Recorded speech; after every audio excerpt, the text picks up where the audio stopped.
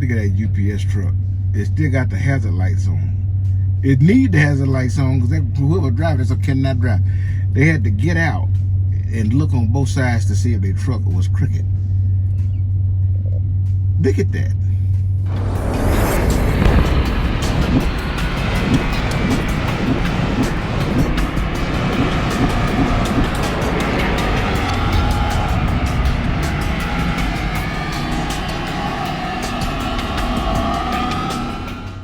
Tubiest of the tubiest. The best YouTube subscribers on the planet. That's you. And I'm 50 plus. This joker right here. Oh my goodness. We got some fun here for a short period of time, y'all. Y'all see that? Y'all should have watched this person back in over here. It's a, I've never seen it before, but this is a, that was a UPS truck, and it's pulling a container. And it's not one of those long containers either. It's like maybe a 40-foot container, maybe not quite that big. So man, isn't that big? Look here, she had that truck doing it, backing in there, just rocking hard, and then she backed it all the way in, and then got out, and then walked to the passenger side to see if she made it in there straight or not. Look here, look here. Look.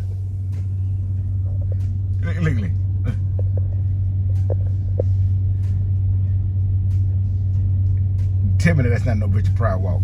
She's not walking too hard right now. A minute ago, she must have had to go take a poop because when she was striding. That's why she parked crooked.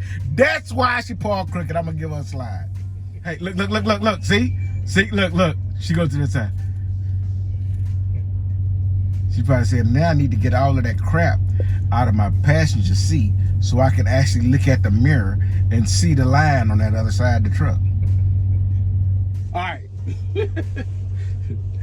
So, anyway, and there's another truck over here. This truck is pulled head first into a parking spot. Now, I can understand if it's 1 o'clock in the morning. Man, this truck stop. It's probably got. It's a Love's, and it's a big one too. That whole lot of them this big, but I think this sucker got like at least 90 parking spots, man. And I guarantee you, this parking lot is probably, what do you think? Maybe like 60% full. Yeah. I mean, it's got a lot of parking spots. There's no reason, well, unless you got to go take a book. You may hurry up and throw it somewhere, but ain't no reason to be driving head first into a parking spot over here. That don't make no sense, man. Half the parking spots down at the other end, I'm shining. The sun hitting my forehead. Down there on the other end, down there, it's so many parking spots down there. You can almost park sideways, and this door pull forward. But whatever it takes, Listen, I've been driving around this booger for a couple of days now. And how long it been? 2 weeks. Damn. Well, now, and you can tell I haven't been making a bunch of videos. Look here. Sometimes you gotta take a hiatus, man. But I'm rearranging some stuff. My video's gonna come, gonna start looking a little bit better for you guys. Okay, so it's coming. Anyway, how's it been, man? It's been good. It's been going good. Yeah, you like that? Oh yeah. Hey, listen, I'm gonna leave him alone because he's my man. I'm shy. He ain't shy. He been whistling at birds. He ain't shy. Come on. So tell me, what were you doing before you came to Melton?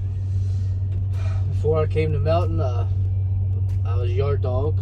I was doing the yard dog for a little while. Before that, my own business. So yeah. But driving's my specialty, I would say. Yeah. Out of everything I've done in my life. Yeah. Well, it's been a cakewalk. I know that. It's been pretty, it's probably the one of maybe, out of all the students I had, both here in my previous company, out of all the students I had, maybe 3, I didn't have to focus on backing with them. And even one of them threw them right in there. This has been a cakewalk. I do appreciate that. You know, it's been pretty good. And by the way, for all you experienced drivers, I did kick him right in his behind being a yard dog. Somebody got to pay. Man, what's wrong with yard dogs? Do y'all get drunk before you start working or something? Is that like it's like a yard dog code. Everybody, if you're a yard dog, you got to officially snort a line or shoot something up here or take a swing, something. Because I ain't seen a yard dog didn't drive like he was on something. Nah. And they're 100 miles an hour through the parking lot, you know, inconsiderate. They just, what the hell? I don't know about the other ones. I know I was just a born natural at it. It was just so you just natural ass with it. Yeah. Now see, okay, now it all makes sense. So it was a good transition to come from yard dog to this, because all you did was back up over there, you know. So yeah, I never went forward. I never got out on the road ever since when I got hired through Melton. This is the first time I ever hit the road and went forward. So yeah. Well, you're doing a really good job, man. I'm sure I know you'll be out of here before too long. You know, we're gonna head towards Houston tomorrow, so oh yeah. you know, and he's a lucky guy. He lives in Houston, so he's not too far from me, you know. We do it big on holidays. So we got Easter coming up, so we're gonna do it big, man. You might have to maybe let you come get a plate and get your sample. All right, you might enjoy it. So, how was the hiring process? What do you think about that? I mean, what actually brought you to Melton? You chose Melton for a reason. What happened?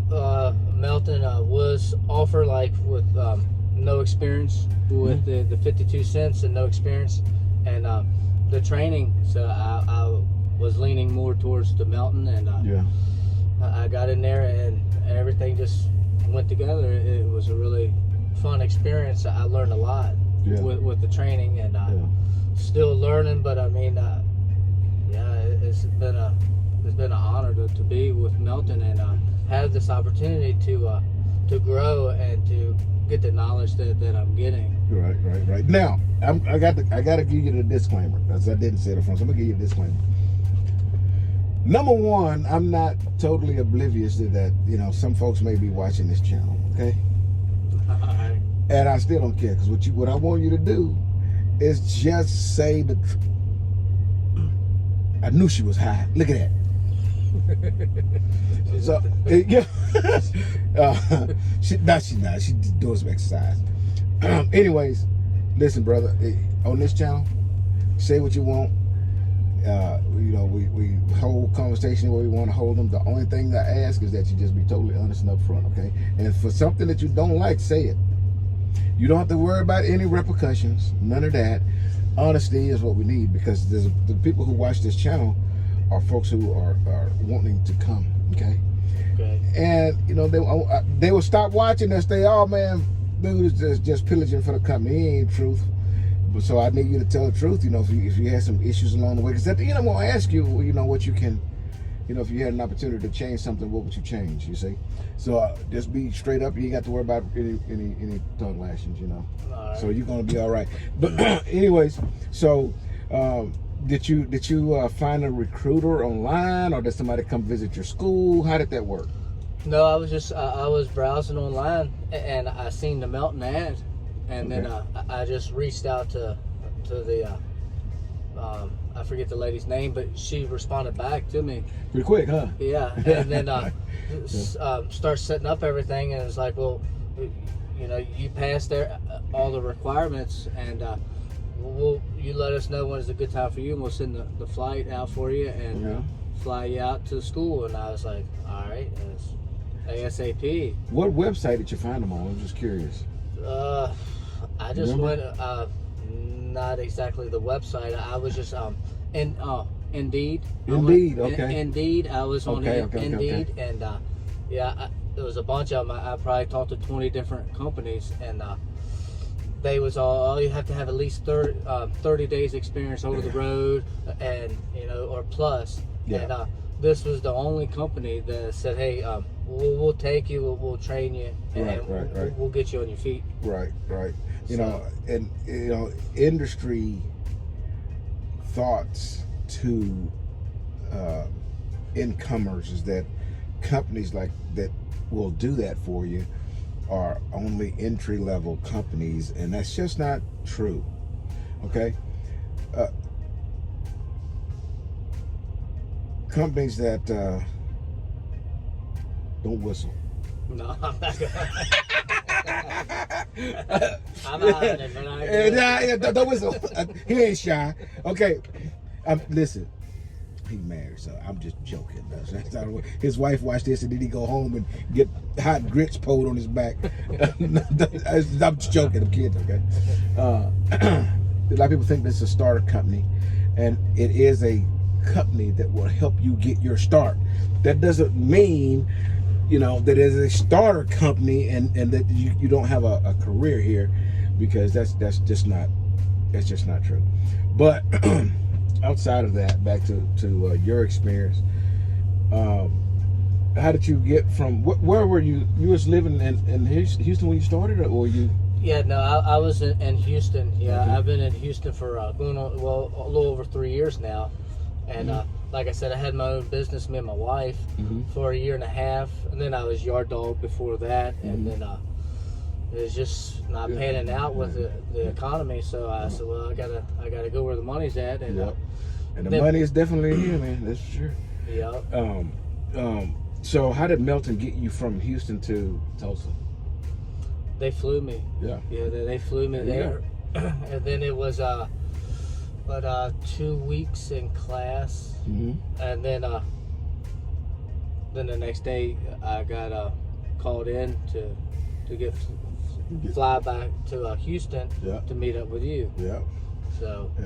Yeah. And you just been living a bliss ever since, huh? Everybody ain't as lucky as you are, you know.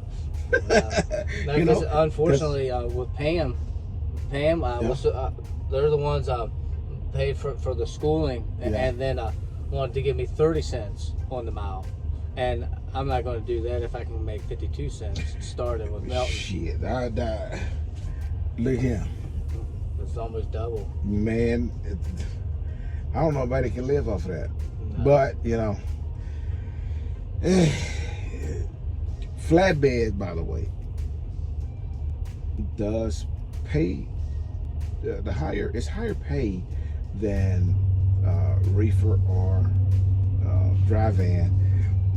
However, we do the work, man. We have dry van and reefer guys don't have to go out and strap loads and tarp loads and all that kind of stuff. We do get extra tarp pay, but the extra per mile, man, it's for securement and stuff like that. We have to brave the elements. We got a little bit more going on. So it's when you put flatbeds their own, I call it the open deck trucking is its own genre, and then you have boxes. You pull in some sort of box. It's either a dry van, a reefer, or a crooked container. And those the latter is going to pay a little bit less because it's you bumping a dock, and that's basically it. I've had a lot of students who got off my truck and got their own truck at Melton, and then very, very, very short period of time later, they're calling me, hey man, just want to let you know, I'm pulling dry van at someplace else now, because they, I can almost tell, but I don't want to judge a book by its cover. I don't want to say that somebody isn't cut out for this, because people will surprise you, man. A lot of times guys get on this truck and they're contained. They're still in the, when you're with your trainer, you're still in the interviewing process, okay? And so guys get that closed type of thing, and so they really don't let all out. You don't really know who they truly are, and so I don't judge them, man. If I think they're struggling a little bit, I know it gets easier over time. As long as I know they can perform the job, I let them go ahead on and upgrade and get their own trucks. And then when they get by themselves, they figure it out, the flatbed is not for me. So then they're gonna go do dry van, and I'm happy either way. You know, if this job isn't for you, then you know, go do what you need to do as a man and take care of your family. And as long as I still feel good because I was a part of what they're doing, you know, to feed their family. You know, I was able to teach them how to drive and teach them how to back up and how to perform a job and run DOT time correctly and all that good stuff. And they just took it to you know, another company, but they still have it in here. And that's what I'm excited about. I really like Swifty. I like doing this stuff, and it pays good. But how was the orientation process? I mean, what do you think about it? Was it smooth, or you know, what do you think about that? It wasn't a walk in the park, but I mean, you had to definitely be on your A game. But I worked through it, and I was paying attention, and just I give it my all, and you know, it panned out at the end. Yeah. So,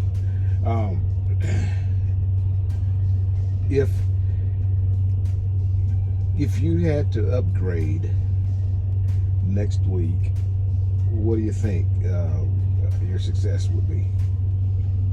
I feel pretty comfortable. I mean, you've pretty much showed me like this kumquat pretty good. The kumquat is a fruit. Alright. What the hell is this thing? You know, got me all confused now. What the hell is the thing? You don't see that messed me up. Now I want to call it a kumquat. Oh my God. Well, whatever this thing is, I feel pretty Qualcomm. There we go. Qualcomm. Holy crap, man. You done muddled my brain. Kumquat. You want a citrus fruit? What's doing? But that was my main objective. Like with the whole scenario was this thing right here. I want to make sure I don't want to get out in the middle of nowhere and then I don't know how to read this. Right. And so this was do you mean for the use of the Qualcomm for DOT stuff or compliance stuff, or do you mean navigation part of it? Mostly like the navigation part, but all of it really. I mean, but well, has our little deal here kind of help you out a little bit? I made a little chart to kind of help you keep track, okay? And it helps you to put things in order and organize on paper that you get it organized in your brain. So that's kind of help you with this one. So we're going to get another load tomorrow, and then we're going to start over with that same list. You just write the load number on top and start checking off your macros. So every time you pop the brake, something's got to happen, right? Oh yeah. So it's either going to be a form and manner DOT adjustment, or we're going to set a macro, or both. Yes. Right. So we look on our chart. If the macros are checked off, and what the next one is not what we need to do, then we know it's not a macro thing. It's just a DOT form and manner type of situation we need to address. And if you don't address it within 5 minutes, what happens? It's going to change duty status anyways, right? Yeah. And if it changed duty status, you must do a form and manner, correct? That's right. That's it. And so it's not hard, but it just takes some getting used to. Yeah. All right. Well, you got any last words for these guys? It ain't gonna be his last, just the last of this video. I ain't gonna leave him here. I mean, everything. I mean, I'm really pleased to have the knowledge that you've given to me. Good. I don't charge much. All right, guys. Till I see you again, deliver undistracted. Here's your boot. Boop.